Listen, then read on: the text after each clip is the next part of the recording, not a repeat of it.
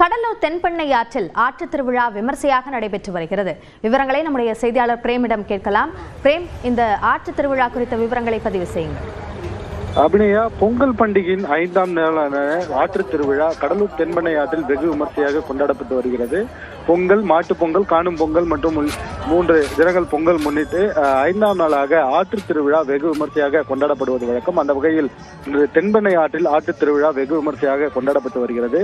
கடலூர் மற்றும் புதுவை மாநிலத்தில் இருக்கக்கூடிய கடலூர் முதுநகர், சின்னங்கனாங்குப்பம், பாதிரிக்குப்பம், மஞ்சக்குப்பம், உச்சிமேடு, ஞானமேடு உள்ளிட்ட புதுச்சேரி மாநிலத்தில் கிராம பகுதியில் இருக்கக்கூடிய சுமார் 100க்கும் மேற்பட்ட சாமிகள் பல வண்ணங்களில் அலங்கரிக்கப்பட்டு ஒரே இடத்தில் கடலூர் தென்பெண்ணை ஆற்றில் தீர்த்தவாரி நடைபெறுவது வழக்கம். அதே போல் இன்று தீர்த்தவாரி செய்யப்பட்டு சாமிகள் அலங்கரிக்கப்பட்டு சிறப்பு வாகனத்தில் தற்போது இங்கே ஒரே இடத்தில் 100க்கும் மேற்பட்ட சாமிகள் நிறுத்தி வைக்கப்பட்டிருக்கிறது.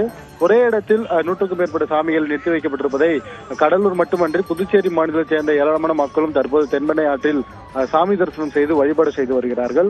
ஒவ்வொரு ஆண்டுதோறும் சாமிகள் பல வண்ணங்களில் அலங்கரிக்கப்பட்டு காட்சியளிக்கப்படும். அதே போல் இந்த வகையில் இன்று பொங்கல் பண்டிகை முன்னிட்டு உழவர்களையும் விவசாயத்தை போற்றும் விதமாக சந்தன மாரியம்மன் கோவில் என்பது உழவர்களையும் நெற்கதிர்களையும் போற்றும் விதமாக அந்த விவசாயத்தை போற்றும் விதமாக அலங்கரிக்கப்பட்டு காட்சி அளிக்கப்படுகிறது. இதனைத் தொடர்ந்து ஏராளமான மக்கள் இங்கே குவிந்த வண்ணம் இருப்பதால் கடலூர் எஸ்பி ஜெயக்குமார் தலைமையிலான போலீசார் தற்போது தீவிர பாதுகாப்பு பணியிலும் கண்காணிப்பில் ஈடுபட்டு வருகிறார்கள். தொடர்ச்சியாக இங்கே ஏராளமான சிறுவர்களுக்கான விளையாட்டு சாதனங்களும் வைக்கப்பட்டிருப்பதாலும் விளையாட்டு சாதனங்கள் விளையாடி மகிழ்ந்து வருகிறார்கள். ஆட்டுத் திருவிழா இன்று இரவு 10 மணி வரை நடைபெற இருப்பதால் ஏராளமான போலீசார் தீவிர ரோந்து பணியிலும் பாதுகாப்பு பணியில் ஈடுபட்டிருக்கிறார்கள்.